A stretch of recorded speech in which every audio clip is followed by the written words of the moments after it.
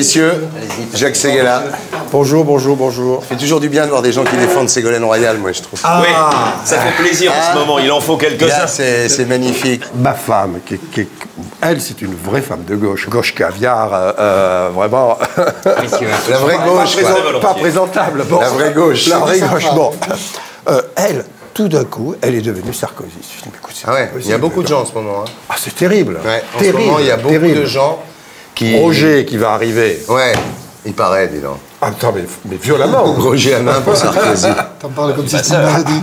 Non, mais il y a Glucksmann, Alain Minck, qui voulait défendre Strauss-Kahn. Il est passé carrément de Strauss-Kahn à Sarkozy. Il y aura Finkielkraut, enfin, il y aura... Ouais. Enrico Macias. Max Gallo. Enrico Macias aussi. Oui. Max Gallo. C'est très bizarre parce qu'à l'époque, ça se passait dans les 15 derniers jours. Ouais. Cette campagne est folle, marche sur la tête. Hein. Il y en a un qui est parti avec 2 ans d'avance, ça fait 2 ans qu'on le voit, il parle en boucle comme LCI.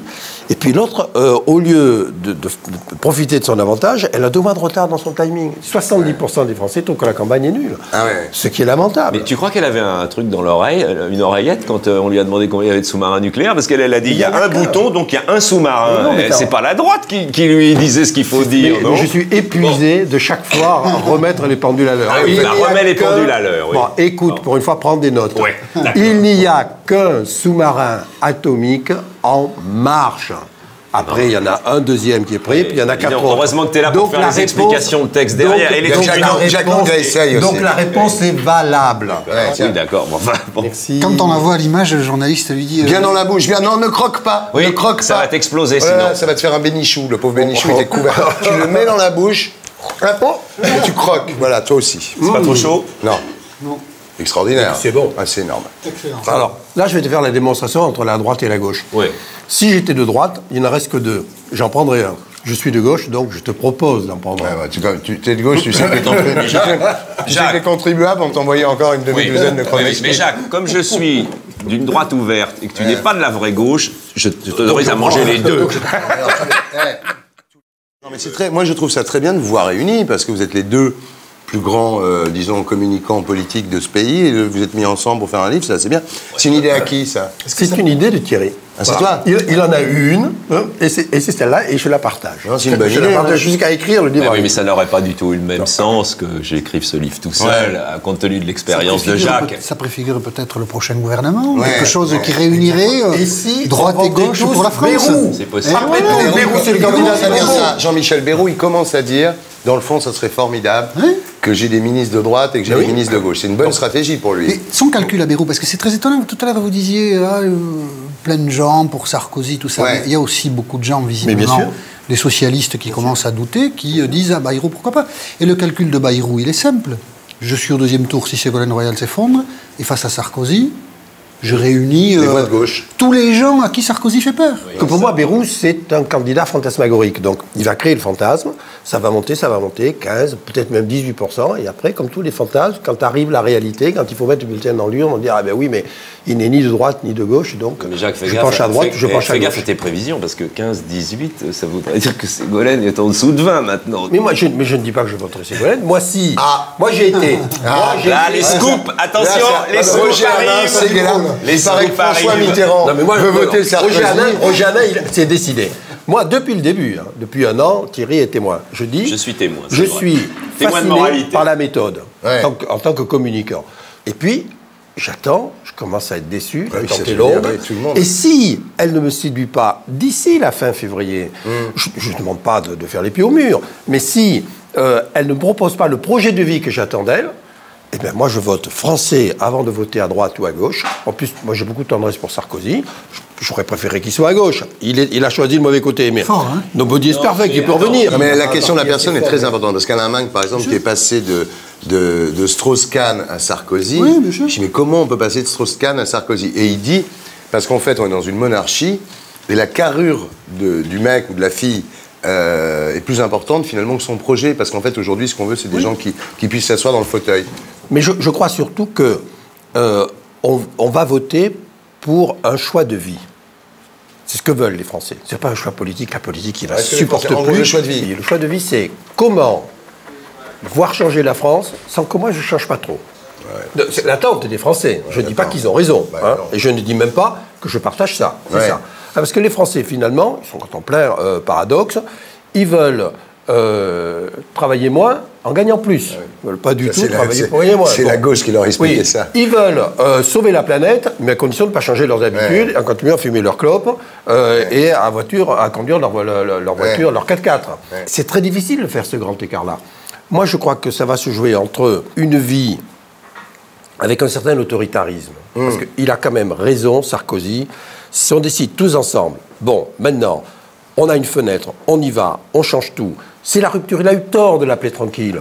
Ou que c'était pas bien. En plus, c'est un truc que tu as inventé toi. Oui, bon, mais c'est pas grave. Bon. La tranquille, le mot existait dans le dictionnaire avant. Oui, mais la force tranquille, la rupture tranquille, franchement, il t'a pompé, là. Moi, ce que j'aimerais, c'est qu'après son discours mitterrandien, qui m'a ému, qui m'a touché, s'il est capable de prôner la rupture et de dire, allez, on y va, franchement, on y va tous ensemble, alors on peut sauver ce pays. Ah, j'ai appris un truc terrible. C'est toi qui as eu cette idée de mettre les diamants sur les yeux de quelle horreur. Je sais que j'ai honte.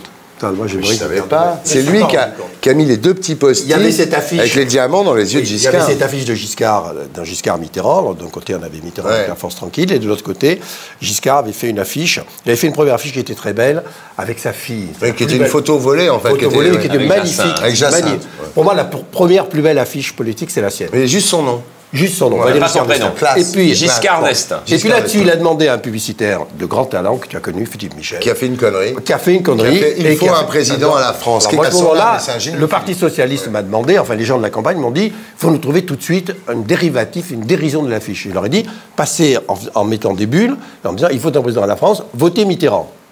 Et on a fait ça dans deux premières années. Ça n'a pas vraiment marché. Alors ils m'ont dit, il faut quand même que tu nous trouves quelque chose de plus hard. Et j'ai eu cette idée horrible de lui mettre 2 diamants dans les yeux. On avait 2. Il est l'inventeur des boules puantes, mais des boules puantes sur les affiches. Et alors tu sais que j'ai été convoqué par François Mitterrand le lendemain de ça, dans son bureau, blanc comme un linge, en me disant, c'est qu'elle là, comment vous êtes permis de faire ça, sans m'en parler, c'est indigne, sachez que je ne veux plus jamais vous voir détourner une affiche ou accuser un homme politique, qu'il soit de droite, qu'il soit de gauche. Sortez de mon bureau. Quelle ordure ce Mitterrand. Enfin, ceci dit... Quelle ordure ce Mitterrand. Alors Apathy, lui, c'est extraordinaire, lui. Il vote blanc depuis 88. Oui. Donc si tu veux... Il est là peut-être plus. Si, c'est ma façon d'être journaliste. Mais il faut voter bleu, blanc, rouge, mon cher. Si tout le monde votait blanc. Voter bleu, blanc, rouge. À ma place, je pense que je peux le faire. Oui, je vais l'assumer comme ça. Mais ça vous donne, d'ailleurs, moi, quand je vous vois là dans le grand jury RTL Le Monde, là, ça vous donne un poids d'avoir dit ça. C'est-à-dire qu'on ne se dit pas Apathy pour qu'il roule, tu vois, on sait que vous votez blanc, de toute façon. Dans ma tête, en tout cas, c'est bien. Elle est belle, cette émission. C'est une émission qui ennoblit la politique. C'est une des rares émissions qui ennoblit la politique. Je suis d'accord. C'est une émission qui a 30 ans d'âge, qui est installée, qui appartient à RTL, et c'est pour ça qu'elle est belle. Il s'est imposé, Jean-Michel Apathy. Tu sais qu'en 81, il était garçon, c'est vrai, non, garçon de café. Oui. C'est extraordinaire, tu vois. Déjà, tu as la télé. Alors, je vais le prendre en main, je ne savais pas. Le parcours. Mais c'est pas droite, là. Mais c'est depuis que tu sais ça que tu as décidé de le prendre en main ou c'est quoi? Mais oui, tout d'un coup, tu es un garçon de café, tu te rends compte de la cover story que c'est. Un garçon de café devenu le plus grand journaliste. J'ai plus beaucoup de problèmes avec la France. Mais son bouquin est formidable parce que c'est rare quand même les gens qui changent leur destin. Bon, tout le monde a changé son destin ici. Mais il l'a vraiment changé, mais difficilement, quoi, parce que j'étais déjà embarqué dans autre chose. Quoi. Oui, notre vie peut-être. Puis quand on quitte l'école à 14 ans, on n'a pas beaucoup de confiance en soi pour imaginer qu'on peut reprendre, voilà. qu'on peut refaire une vie telle qu'on la désire, telle qu'elle correspond aux émotions. Je suis très admiratif de ça, moi. Mais il faut dire aussi que j'ai trouvé, pour être très honnête, j'ai trouvé à la fois des gens, des structures ou des choses qui existent pour permettre aux gens qui le veulent de reprendre pied. C'est-à-dire que la solidarité, ça existe aussi. Donc toutes ces conneries qui nous coûtent un pognon fou, finalement, oui, ça sert à quelque chose. Ça peut servir à quelque chose. Je crois qu'il a une force. Il a une force dialectique, c'est que d'abord, il a l'accent du Midi. Ouais, mais j'adore. Il a l'accent de. Tu te souviens de Claude Cabane? Exactement. Il a l'accent de Claude Cabane. Donc, un mec qui a l'accent du Midi peut pas être tout à fait mauvais. Ouais, tout à fait. Sur l'accent, j'ai reçu des courriers très étonnants, c'est-à-dire des gens, ce qui dit bien la crise, la profondeur de la crise, des gens qui disaient. Avec votre accent, vous ne pouvez pas être avec les hommes politiques. C'est pas possible. Ouais. Ça veut dire, rien que ça vous met en dehors. Ouais. Ce qui est faux, on peut être... mais c'est très révélateur du regard que les gens ont.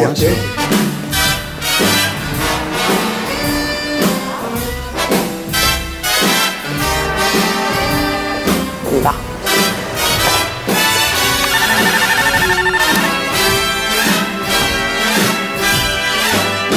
Oui, bonsoir. Bonsoir, c'est Roger Hanin et Edwige Chevrillon.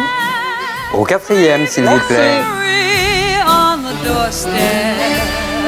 Just direct your feet to the sunny side of the street. Vous avez jamais été resté coincé dans un ascenseur? Pardon? Vous êtes jamais resté coincé dans un ascenseur? Je crois pas que ça me soit arrivé, non. Je suis une fois dans le noir comme ça, mais ça ne m'a jamais impressionné. Je suis pas claustro.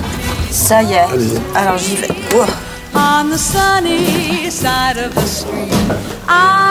C'est par là, je crois. Walk in the shade with my blues on parade. Bonsoir. Madame, monsieur, bonsoir. Bonsoir. Bonsoir, monsieur. Monsieur Alain. Vous voulez me confier votre manteau? Volontiers, je vous le donne. Merci. Vous passez par la cuisine. Je vous laisse, j'y vais avant vous, bon. I'll be rich as Rockefeller. Bonsoir. Bonjour, ça va? Oui. Révélation. Bonsoir, révélation. Consécration. Voilà, consécration. Nous sommes dans la phase de révélation. Il est temps que vous arriviez. Voici vous, Edwige. Mettez-vous là, Roger, mets-toi là. Je me mets là? Oh, mets-toi là, ouais. T'as mis la chemise Parme? Alors, Roger, d'abord, on lui baise la main. Bonjour. Vous oubliez que c'est quand même été le meilleur parrain du cinéma français. Quand même. Bronzé comme ces gars-là. Avant. Vous êtes bronzé comme ces gars-là? Avant. Avant. Avant, parce que ces Et comme gars-là. Thierry Sauzet. Non, mais c'est lui C'est lui qui est le plus bronzé. Excusez-moi. Vous avez remarqué l'âge de ces gars-là? Vous avez quand même remarqué que tous les sarkozystes se sont bronzés. Donc les bronzés sont de retour. Non, mais sérieusement, j'imagine que la raison pour laquelle vous votez Sarkozy, c'est pas seulement parce que le Parti Socialiste a été méchant avec. Monsieur Alain, C'est uniquement, oui. Ah ouais, c'est une vengeance contre le Parti Socialiste. Pas vengeance, le mot est toc, pardon, mais je sais que c'est un vocabulaire plus riche que ça, mais je veux dire qu'à l'origine, moi, j'étais communiste. Ouais. François m'a dévergondé, je suis rentré au Parti Socialiste. Et j'ai vécu avec lui ces 14 ans formidables, surtout les campagnes électorales, merci beaucoup. Et puis, un jour, quand on va faire l'inventaire, là, je suis devenu... Ah ouais. Parce que l'inventaire, c'est un mot précis. C'est quand on va mourir, il y a un inventaire. Quand il y a une faillite, ou bien quand il y a une faillite, qu'est-ce qui reste dans le magasin? Ouais. Il n'y a pas un socialiste qui a levé le doigt qui dit non. C'est encore le mot d'inventaire et je quitte le parti. Pas un. Et même les gens qui se recommandent de lui, mettons comme Ségolène Royal, ils ont tous fait partie de son gouvernement. Ouais. Eh bien moi, je ne peux pas faire de la politique de cette façon. Il y a quand même cette idée que, avant tout, quand même, c'est une façon de faire payer au Parti Socialiste son attitude envers François Mitterrand. Je ne sais pas si c'est de le faire payer, parce que je suis qu'une voix, même si je suis une voix qui peut se répercuter. Mais d'autre part, moi je te dis franchement, Ségolène Royal, elle me fait peur. Ouais. Elle n'est pas outillée, je veux dire. Moi je suis patriote, cocorico, la France, la Marseillaise, ça m'émeut. J'aime la France, c'est pas un gros mot. Ouais. Parce que si tu as Bayrou au deuxième tour, face à Sarkozy, tu fais quoi? Je pense que je voterai Sarkozy parce que... Ah oui, il est vraiment décidé à voter Sarkozy. Je t'explique, je t'ai expliqué. Moi, j'aime les grands voyous. Un jour, Tapie, j'aime beaucoup Tapie, on parlait de football et il me dit, tu sais, à ce niveau-là, ils sont tous bons.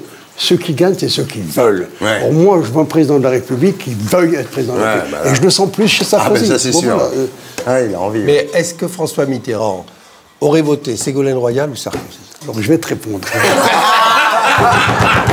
François, sans charrier, il se serait basé sur moi, pardon pour la vanité. Il aurait, quand même, ce Roger, il est très tranché dans ses choix, etc. Mais enfin, il est comme ça, il faut le comprendre.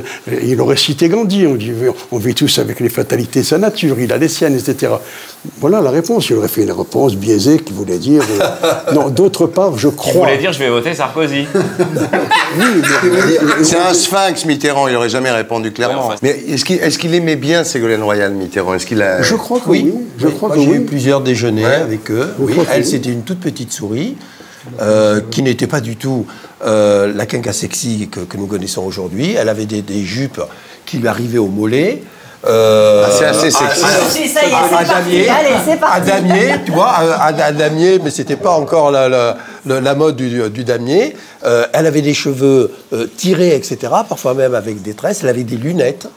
La folie. Et bon, elle ne disait jamais un mot, etc. C'est une petite souris. Elle a changé, hein. Elle a changé, hein. Ça s'appelle La Révélation. La Révélation. Oui. Tu as fait un livre, là, chez Grasset, là? C'est un livre sur l'adoption. Ouais. Mais pourquoi tu as fait un livre sur l'adoption? Tu n'as jamais adopté d'enfant, toi? Non, j'ai pas adopté d'enfant, non, mais j'ai une particularité, c'est que je garde des bonnes relations avec toutes les femmes que j'ai aimées. Et je sais faire ça. L'une d'entre elles a adopté une petite fille ukrainienne. Je l'adore, elle est belle, une petite blonde aux yeux bleus, tout à fait mon portrait, quoi. Et voilà, et tout d'un coup, je me suis dit, d'où elle sort, qu'est-ce qu'elle fait, comment on peut l'aimer, et par extension, parce que c'est un roman, par extension, je me suis dit, bon, qu'est-ce qu'on cherche tous à être adoptés. Moi, je te parle, je veux être adopté par toi. Tu me parles, avec tous les gens qui nous écoutent, nous adoptent. On veut tous être adoptés. Mais adopter, ça ne veut pas dire s'accepter ou s'aimer tel qu'on est. C'est un coup, c'est une vraie cérémonie, c'est s'adopter. S'adopter soi-même. Soi-même, c'est être toi, ton père et ta mère. Quand tu arrives à faire ça, tu es bien, tu es équilibré. Et moi, j'ai fait ça il y a 1 an. Ouais, tu t'es adopté. Oui, je suis devenu un homme libre, pas agressif. Si je le suis, je ne suis pas volontaire. Je me suis adopté. Je suis mon père, ma mère et moi. Ouais. Moi, je me souviens de Jacques Attali qui me dit, à propos de l'affaire Bousquet, un soir, je reçois un coup de téléphone de François Mitterrand qui me donne rendez-vous chez Edgar, en haut, en me disant, il faudrait que vous veniez. Et il arrive, et il y avait une dizaine de personnes qui connaissaient assez mal et Bousquet, et Mitterrand. Et le dîner se passe, lui est quand même très gêné pendant tout le dîner. Et à la fin, il raccompagne François, comme il le faisait souvent, rue de Bièvre. Et dans la voiture, il dit, Président, comment vous avez pu, surtout moi, Attali, juif, m'inviter à la table Bousquet? Et François Mitterrand lui a répondu, tous ceux qui étaient autour de cette table ont été sauvés par Bousquet. Il lui a dit, mais vous? Et il lui a dit, je vous réponds, tous ceux qui sont autour de la table ont été sauvés ou ont eu quelqu'un de très cher qui a été sauvé par Bousquet. Ouais. Et moi, je crois que l'explication de Bousquet était là. Et après, mais toi, tu en as souvent parlé avec lui, même s'il n'aimait pas ça. Je dirais la même chose. Hein, et après, il a été tellement vexé qu'on puisse imaginer qu'il avait traficoté avec l'ennemi. Lui, qui était la France dans tout son éclat, qu'il n'a jamais voulu répondre aux questions. Jean-Paul Martin avait été le directeur de cabinet de Bousquet et de François après. Et puis il me dit, vous savez, Roger, si je suis ici ce soir, c'est grâce à Jean-Paul Martin. Il n'a pas dit Bousquet. Il dit, bon, très bien. Mais il dit, parce que le nombre de fois où il nous a téléphoné, que la milice ou les Allemands allaient faire des descentes. Qu'est-ce que tu veux dire? Elle est là, l'explication.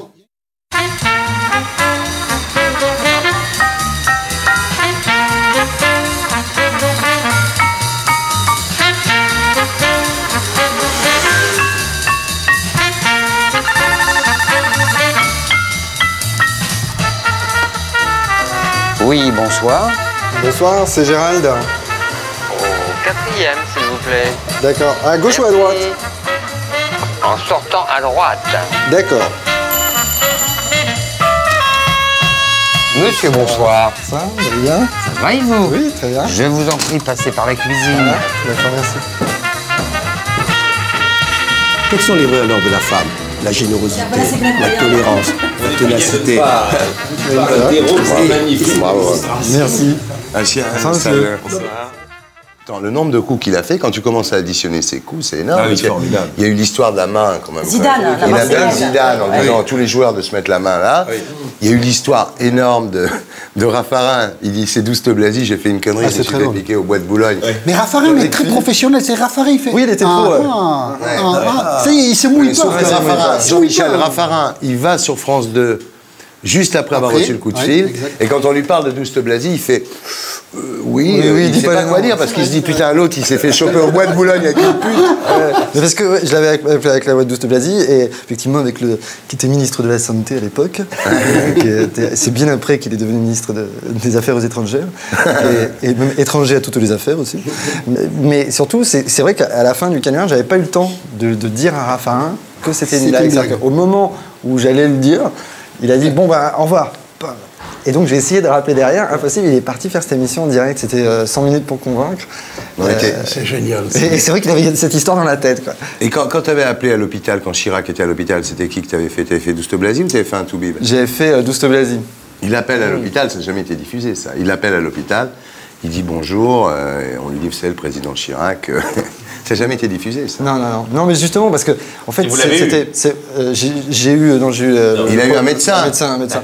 Mais c'est justement, au bout d'un moment, je me disais, là, il n'y a plus rien de drôle parce que ça attaque vraiment la vie privée, quoi. Oui, bien sûr. Et donc, je me suis dit, bon, là, je peux rien diffuser. C'est indiffusable, c'est ça. T'es énorme, t'es juste énorme. Parce que maintenant, le canular politique, bon, ça a toujours été drôle, mais là, ça devient grave. Tu vois, c'est-à-dire que d'ailleurs, je suis désolé, mais je te donne une paire de beignes de la part de Ségolène. Oh, ça quand elle a su qu'on était à la même table, elle m'a dit surtout tu ne le rates pas. Paf, paf. Comment tu fais le mec du Québec Jean Carré. Oui, il le fait bien, j'adore. Jean Carré, mais c'est quand même incroyable, c'est que non seulement je le fais bien, mais c'est que je ne l'avais jamais entendu avant. Non, ce qu'on attend maintenant, c'est qu'ils mettent son talent d'humoriste et d'imitateur dans la campagne pour vérifier les nerfs de Nicolas Sarkozy. Le vendredi matin, on a diffusé sur RTL, puisque vous nous l'avez donné, le son de Ségolène Royal qui dit « Ah, la Corse, les Français seraient contents et tout ». Mais on a diffusé ça dans le journal de 8 heures. Mais tout de suite, on était quelques-uns, on appelle ça le bocal, on s'est dit « Mais quel est le rapport dedans avec Sarkozy? Copain ou pas? Soutien ou pas ?» Et beaucoup de nous se souvenaient...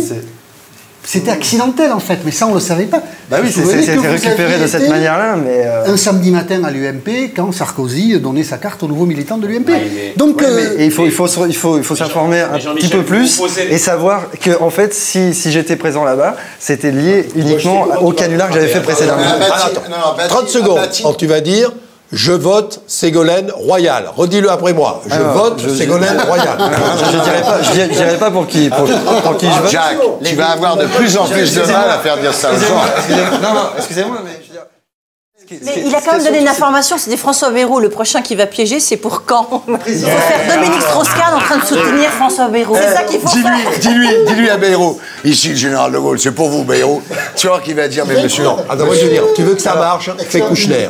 Kouchner appelle Bayrou. Ah oui. Kouchner appelle Bayrou. Mais attends, faut que je note. Hein. Par contre, vous assumerez. Hein. Par contre, il faudra assumer si ça marche. Ça restera entre nous. Ça ne sortira pas d'ici.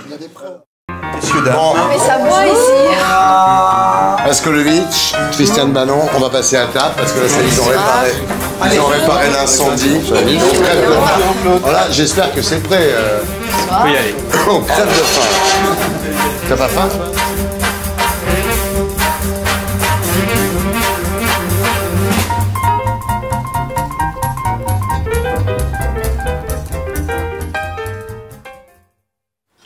Moi, c'est avec qui ça s'est très mal passé. Voilà, c'est ça. C'est avec... il adore, le chimpanzé en rut. Il est obsédé par les... Non mais c'est vrai, on le sait. C'est vrai. Il est obsédé par les gonzesses. Non mais sérieusement. Même, enfin, à l'Assemblée nationale, il n'y a plus aucune petite nana qui veut s'occuper de son bureau. Enfin, il suffit de voir, d'ailleurs, c'est le seul qui a une secrétaire qui doit avoir bientôt 60 ans, limite obèse. Enfin, il y a quand même quelque chose à... Et comment ça s'est passé alors? Moi, ce qui s'est passé, c'est que pour mon premier livre, pour lequel je t'avais interviewé, du reste, Erreurs avouées, le principe, c'était de leur demander la plus grosse erreur de leur vie. Donc forcément, je lui ai demandé. Il m'a répondu de la langue de bois comme il devait le faire. Et je lui ai dit, bon, je suis pas sûre de m'en servir. Il m'a dit, écoutez, je pars. Je vous rappelle en rentrant si je pense que j'ai autre chose à dire. Il m'a rappelé en rentrant. Il a proposé qu'on se voit. Il m'a donné une adresse que je ne connaissais pas. Et déjà, ça m'a étonnée parce que je connais un petit peu sa vie, plus ou moins. Donc je sais où il habite, je sais où est sa permanence. L'Assemblée, je vois un peu où c'est situé. C'était rien de tout ça. Je suis arrivée devant l'adresse, je me suis garée, je suis montée. C'est un appartement vide, complètement vide, avec un magnétoscope, une télévision, un lit au fond. Très beau, hein. Il a bon goût. Monsieur a bon goût, poutre apparente, sublime, sur cour intérieure. Et puis là, il a gentiment fermé la porte. J'ai posé le magnétophone tout de suite pour enregistrer. Il a voulu que je lui tienne la main pour répondre, parce qu'il m'a dit « je n'y arriverai pas si vous ne me tenez pas la main ». Et puis après, de la main, c'est passé au bras, il s'est passé un peu plus loin, donc j'ai tout de suite arrêté. Non mais quand on te voit, c'est vrai, bon... Je suis arrivée là-bas, j'avais un col roulé noir, alors d'accord... Je suis reparti, j'étais en string, c'est ça. Ça fait peut-être triper les mecs un col roulé noir, mais il faut arrêter. Et après, surtout, c'est que ça s'est très très mal fini, parce qu'on a fini par se battre quand même, donc ça s'est fini très très violemment, puisque je lui ai dit clairement... Ah non, mais on s'est battu au sol, pas qu'une paire de baffes, on a donné... Enfin, moi, j'ai donné des coups de pied, il a dégrafé mon soutien-gorge, il a essayé d'ouvrir mon jean.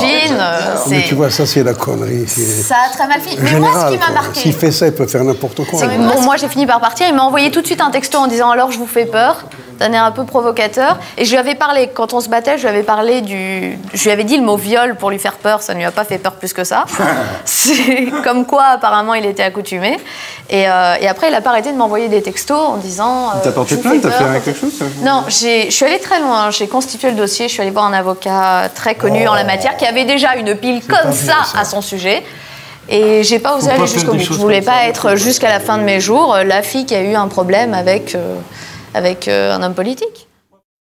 Alors l'observateur, là, qu'est-ce que vous faites? Alors vous regrettez, bien entendu, tout ce que vous avez mis en branle, c'est-à-dire. Et si c'était elle? Vous regrettez d'avoir découvert Ségolène Royal maintenant. Vous êtes très emmerdé à Nouvel Obs. L'Obs ne fera pas tout de suite sa cover où il y aura la gueule de Ségolène Royal avec marqué Oups. Ouais. Pour l'instant, c'est compliqué. On n'a pas inventé un monstre. Par essence et définition, la presse est suiviste. Voilà, on n'a pas inventé Ségolène Royal. Il y avait Ségolène Royal et puis après on y est allé. Plus que l'Obs, c'est le hasard qui a fait Ségolène, parce que il y a eu la couverture de l'Obs. Je crois pas que c'est le hasard. C'est Paris Match. Hein. Il y a déjà le dérapage de Paris Match et l'Obs fait sa couverture.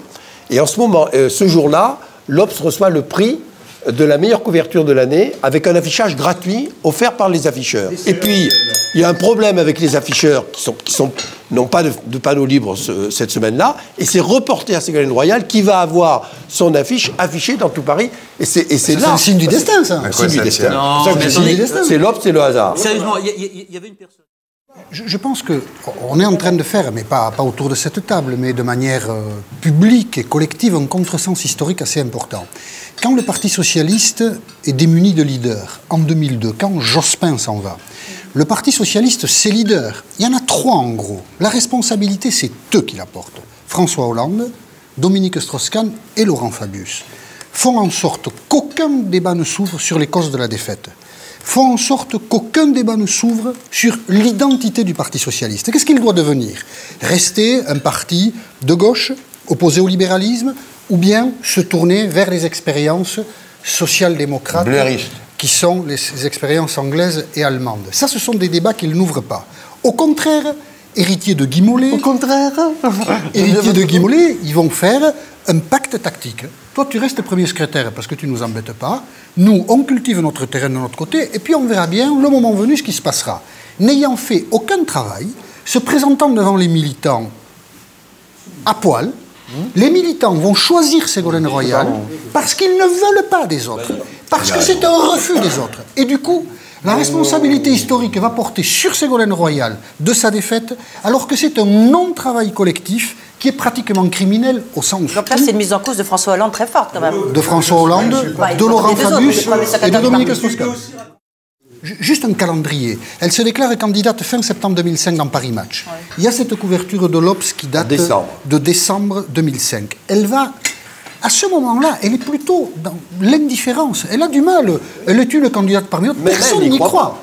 Personne n'y croit. Elle va au Chili. Et au Chili, voir Madame Bachelet. Il se passe quelque chose. Le public la repère. C'est la première fois qu'on comprend, habillée de blanc, cette femme représente quelque chose. Et à partir de là, on note une affluence dans les réunions qu'elle prépare. Oui. On note quelque chose qui se passe dans les sondages. Elle lance la formidable idée des meetings participatifs. Et tout le printemps 2006 est un printemps qu'elle domine. Et elle sort de là, on arrive en septembre, elle a fait le trou. Voilà. C'est comme ça que ça se passe. Et quand on dit que c'est les médias qui ont fabriqué Ségolène Royal, non, c'est le vide des dirigeants socialistes. Ce non-travail pendant des années, on le paye à un moment. Ce que je constate en tout cas, c'est que probablement Ségolène Royal est le produit d'une équivoque. C'est-à-dire à un moment on est parce qu'il faut changer, parce qu'il faut renvoyer les éléphants au magasin des accessoires, parce qu'on est la fraîcheur, le renouvellement, la mode. Et puis attendez, elle gagne, parce qu'elle est le produit de tout ça en même temps. Et au fond, la question que je me pose, c'est de savoir si à un moment elle se met pas à planer complètement, à penser qu'elle est vraiment la révélation. Je crois que c'est Jacques qui disait ça tout à l'heure, la télévangéliste, et que c'est pour elle. Et elle se met à rêver sa campagne électorale. Et aujourd'hui, on est en train de se rendre compte qu'une campagne, c'est un truc terrible. Attendez, il faut parler, il faut avoir une vision, il faut avoir un projet, il faut être fort, il faut avoir une capacité à être candidat. Il faut dire où on va emmener ce pays. Et là, elle est en train d'être dans l'épreuve de vérité. Elle est dépassée, elle est complètement dépassée. En réalité, tu peux voir ça comme une espèce de vaudeville, dont le principal personnage serait François Hollande. Il était une fois un type extrêmement intelligent, extrêmement brillant, qui avait décidé qu'il ne pourrait y arriver qu'en effondrant les mêlées. Parce que c'était une élection pour la gauche, tellement Sarkozy est rejeté.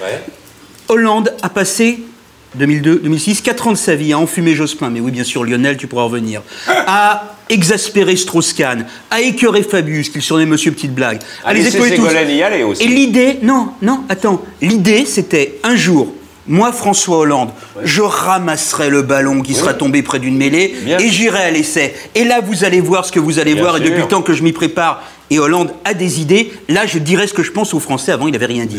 Pas de bol, il y a une personne... Mais sa femme a plus le physique. Il y a une personne qui a ramassé le ballon avant lui, c'était elle, la seule personne qui ne pouvait pas tacler à la gorge, la seule personne qui ne pouvait pas exploser, la seule personne contre laquelle il ne pouvait rien. Et à l'arrivée, elle lui a piqué la place.